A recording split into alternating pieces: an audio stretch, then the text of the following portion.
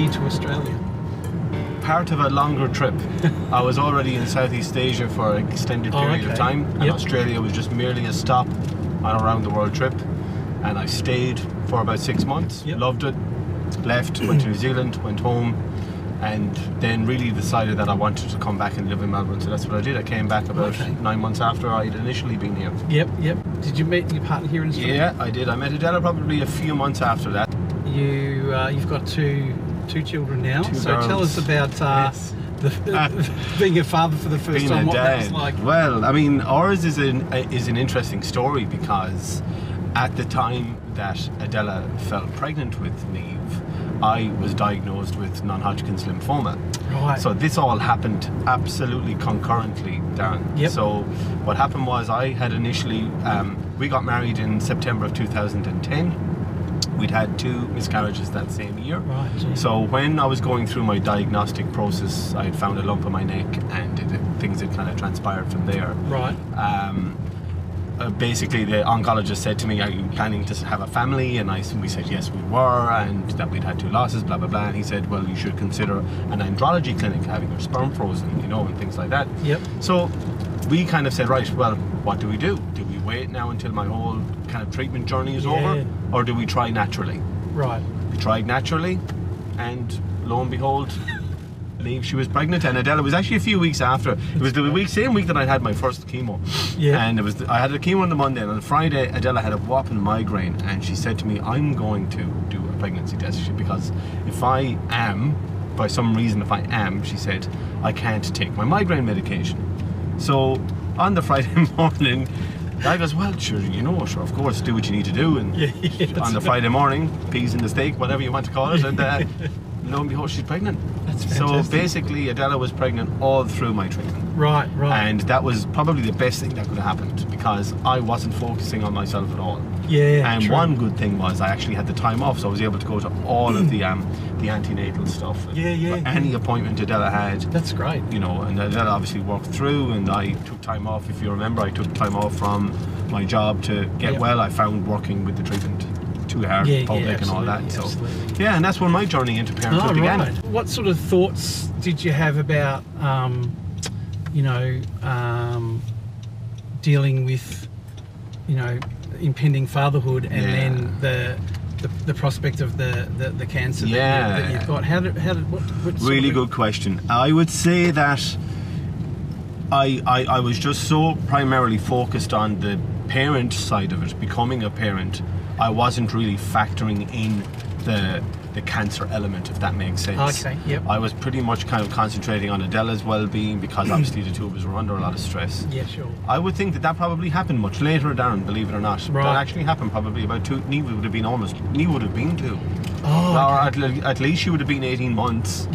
And that's when the reality of having cancer and being a dad at the same time probably started to hit home. Because as you know, when your child is born, my goodness, you take them home from the hospital and you just look at them and you go, now what? They don't come with a manual. They're not like a telly. You don't have anything to read. I mean, you have, but you don't, because it's your child. True. So that was probably that would have made it. It was huge. It was crazy. And Adela didn't actually have the best of birthing experiences with Niamh. Right. So there was a bit of she unfortunately had an emergency seizure. So it was all a bit of stress there. So I think for the first few months, you just survive it. And then you start to get to know your child, and you're so busy with an infant, especially when it's your first. It probably was about 18 months before I actually started to think about what it was like having cancer and being a dad. Right. And do you think that helped you through your your treatments? I was not focusing on myself. I mean, I was to a point. I was following all of the guidelines that the people were giving me in terms of diet and looking after myself and managing my immune system, which was my biggest challenge, because non-Hodgkin's lymphoma is essentially a cancer of the immune system. So I had to be careful with people. I had to be careful around my own child even. And when it came to some of Niamh's vaccinations, for example, I couldn't change her nappy for a week afterwards. And so Adela and I used to always jokingly go, now in here it says I can't change her nappy for 1 year after. Whereas in fact it only said 7 days. But you never let the truth get in the way of a good story. Right, you know? exactly. Yeah, So, that's funny. So that's what that did. So no, listen, it was such a whirlwind, the journey into fatherhood, and that cancer aspect at the same time didn't pinch until Neve was about 18 months, and then it pinched. I had to have a 2-year post chemo treatment regime, so I had what's called maintenance treatment for 2 years. Right. And that's a monoclonal antibody drug that they give you to keep your cancer asleep, essentially. Because mine doesn't go away, it just keeps it asleep. Oh, I see. Now, so we were coming to the end of that period. They recommended that you wait 12 months after that to try and conceive a child again. Okay. Right? So I had had my sperm frozen. Yep. And so we decided to go through a period in 2012 to go to what's called like a fertility clinic, but we weren't having full-on IVF. We were having something called IUI. Right. I think it was an invasive process, the IUI, and it needs to be, because Adela could have been on her way to work and they would have had blood work in from her, and they would say, okay, Adela, you need to come in, and she would go, what, I'm on my way to work, and they would say, well, you want to fall pregnant, don't you? Right. So you need to be here. Yep. So, and I found that it was an incredibly intrusive process into our daily lives. Yep, got it. And I think there was something about that intrusiveness of that IUI process that I think the wheels started to come off a little bit for me then. Right. And I started to really struggle then with it all. Like here we were, I was just getting over cancer treatment. I was back at work, you know, and I was still having my ongoing maintenance treatment. And all of a sudden now we had this whole other set of medical appointments and all of this kind of stuff. And I thought, you know what, this is all too hard, mate. This is all too hard. Probably puts pressure on your relationship massive pressure, massive pressure, to a point where it's fair to say Adela and I weren't in a good place at all. Yep. And on the third round of the insemination process, so basically tried twice, didn't work. The third time, to be honest with you, I was probably at my lowest point. During that, and that's when, funnily enough, we actually fell pregnant with our second daughter. You know, but it actually took me a good 6 months. I would say the first 6 months of the pregnancy with Luthia, I actually got a little bit of help from myself. I got a little bit of help for my emotional state. So I saw a professional about that, and I found that to be immensely helpful. And that's something that men tend not to do. Is that right? I mean, I know from my background that's not a done thing to do. No, it's not. And I'm sure from yours. Oh, Irish, are you kidding? Yeah, absolutely. I mean, closed shop, Darren. You know, it's really not part of the male psyche to kind of go, well, hold on a second, I have a problem. But I knew I wasn't right. And I had, Adele and I were communicating about that, but at the same time, you know, there was no holding that. It was like the IUI, the medical procedure to help us fall pregnant with Luthia, was like a train that just wasn't going to stop. But I was on the train going, hold on a second, I'm not sure if this is for me. I don't know if I want this. I don't know if I'm ready to be a dad of a second child, and oh my goodness, I have cancer and I have to live with it, and mine will come back, and it just got so loud. I knew, hold on, need to get out. And then going through that counselling process, you know, it obviously must have turned a corner for you. Turned a corner about 6 months in, because there was something, it was a Saturday morning where Adele and I were just having a fairly frank conversation. As I said, our relationship was under pressure, and we were like, well, what are we doing here? Like, I mean, is this what you want? And I just said, yeah, it is what I want. I just don't know where to start. And when I said those words, I don't know where to start, I really feel like that was almost like a watershed moment, because it was me acknowledging, yeah, I do want this, but I'm really damaged and I don't know where to go. And I was having a little bit of help at the time, and it slowly started to get better then. And also too with the cancer still in the back of your mind. It's I mean, always you there. kind of, you know, questioning your own mortality in a way with regards to how your children are going to deal with it. 100%.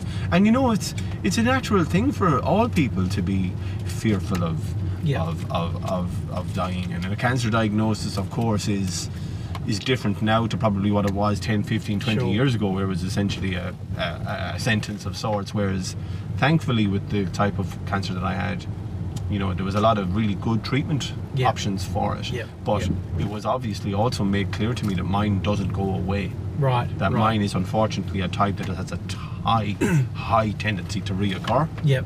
And it was that in the back of my mind going, oh, but what if mine comes back and I'm still minding, I'm still changing nappies, and what if I get sick? And Yeah, exactly. you know, and now we have 2 kids and one's already young and we have Yeah. a second. After, you know, things, you know, in a fashion settled down. Yeah. You know, of sorts. That's one way you of know. putting it. Yeah. What was the how was the dynamics for you with regards to your relationship with your partner and then with your children? How did that change at all? I think it changed slowly. I don't think it changed quickly. I think over a period of time, because Lucia's birth was so much different to Neve's. There was no trauma around Lucia's. It was organised. It was a booked Caesar. It was right. It was you know, it was calm. There was no.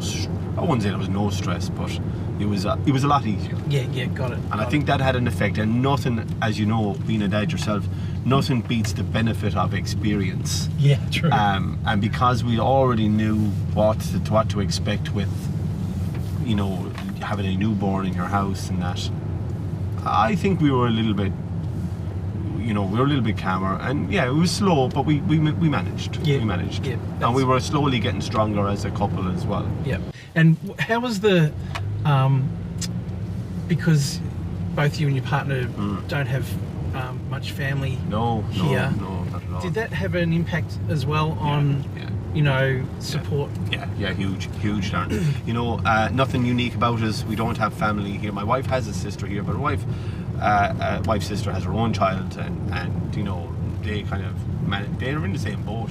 For all intents and purposes, you know, they wouldn't have a lot of support. We would certainly have supported each other as much as it was possible. Right. But obviously that couldn't ever really be a lot. Yeah. So no, we would just manage it ourselves pretty much, yeah. Yep, got it. Manage it ourselves. If you could go back in time and talk to Rui now before he's having his children, what's one of the key things you could tell him? Oh, jeepers, where do you start? That's okay not to know what to do. Yep. Because, you know, when you're starting out and as a dad, you don't know what to do. Like I say, you take this baby home. It's the ultimate responsibility. I'll never forget driving home the night from Neve when she was born, the older girl, and thinking, well, there's no mystery to life. You know, this is what we're here to do. This is what human beings are here to do. Whether you're religious, whether you're not, it's irrelevant. We're here to make more of us. And how do you take care of the person that you've now brought into the world? Yeah. And I think what I'd do is I'd go back and tell himself, you know what, it's okay not to know. Yeah, because we don't know. Yeah. And you only learn by doing it. Yes. Nobody can tell you what to do beforehand. You can get all the advice in the world, and I don't think it ultimately changes the fact that when you first experience your child having a fever, or when they vomit, or when you have to take them to the doctor and you don't know what's wrong with them and they're so small they can't tell you where the pain is. Yep. All of those fears, you just have to go through it. Yeah, true. And you learn from it. Yeah, and you learn. And you know, what I would say is trust your instincts. What sort of influences can you recall that might have formed you as a father now? You're good at this, Darren, aren't you? You have some good questions. Do what I can. Listen, my dad, obviously, first and foremost. I'm very incredibly lucky to have the father I do. And my dad is a quietish enough man and wouldn't be kind of what you'd call overly emotional about things. But the sense of security from him was just immense. I remember having a little operation done when I was a child. I was 7 and I couldn't have any blanket on my waist, and you know, I remember my dad like getting this piece of wobbly kind of chipboard, like, you know, that really shaky stuff that Bob Harris was making the Stairway to Heaven out of. And he kind of hooped it over my bed, nailed it to each side of my bed so the sheet wouldn't rest on my waist. I remember that clearly. That's great, isn't it? And I thought to myself, that's the kind of dad I want. If there's anything my child needs, I'll do it. Or I'll do the best I can to make them as comfortable as possible. So my father is easily the biggest influence on me. I think one of the proudest things I can say about myself as a dad without big knowing myself is there's no real need that my children have that I can't meet. Yeah. That's probably the biggest benefit of the lack of support. Yeah, true. Do you know how there'll be some dads now who would feel like, oh, we couldn't do that, oh, well, what would I do, how would I organise their clothes, or how do I organise meal times? Not to say that they can't do it, everybody can do it. Yeah. It's just that if you have enough support where you don't have to do it, but you don't really learn to do it. No, that's true. You know? Yeah. And because we're in the situation we're in, because, you know, we don't have the family support. Yep. We would just do it ourselves. And it's about being resourceful too. Hopefully. You know, I actually don't mind it. Yeah. I think it really does make you very self-sufficient. Yes, true. And I think that, as you say, you know, there'll be people who go, what do I do now? And we'll be like, no, we know what to do because we have no choice but to know what to do. Yeah, exactly. Yeah. So a big benefit to that. Yeah, I think so too. So now let's do 5 for the drive. Yeah, go on. So I'll give you the first question. Yeah, what's your go-to bribe? Go-to bribe, food. For children, food. 50, yeah. Usually sweets. It's always like the back here, they've got food now. Yeah. Oh, well, hey, it works. Discipline you or your partner? Both. Right. Both, yeah, no, we're both. Probably a little bit more the bad cop. No, is it hard? No, both. Yep. Cool. Dream car? Dream car, Testarossa. Oh, right. Yeah, it's got nothing to do with parenting, right? No, let's just forget that for a second. Yeah, absolutely, just a dream car. Yeah, Testarossa has to be. That's good. And DIY or call a tradie? Well, you've seen the Taj Mahal that we built this year, so no, I'd have to probably call a tradie or call my wife. She knows more about DIY than I am. Does she? Oh, it'll often be a case where she's out doing the DIY and I'm in the kitchen cooking dinner, so role reversal there, you know. That's good. Nothing wrong with that. Nothing wrong with that at all. And favourite driving song? Now this will change every day of the week. I'd have to say Arcade Fire, Keep the Car Running. Oh, nice. It's a great song. Yeah, good. That's a good song. I like that one. That's awesome. Right. So thanks, Rui, for jumping in the car and having a bit of a ride with us. My pleasure. I think there's going to be a lot of fathers that are interested in your, journey through, becoming a parent and then having the illness and how you got through it, which I think, something for you to be proud of too, I'm sure. You just get through it, Darren, because you have no choice but to get through. Because when you become a parent, it's about them. Yeah, very true. And what they need. Yes, exactly. So thanks again. My pleasure. Thanks. More than welcome. Everywhere I go, I feel so alive. Yeah, I'm happy head to toe. I'm in overdrive. Alright, clear those clouds away. I can feel the sun. Hi, I hope you enjoyed the video, and if you want to subscribe, just down here would be fantastic. Make a comment too and let me know what you think, and if there's anything you want me to cover, and we'll see what we can do. Thanks. 'Cause these are the best days.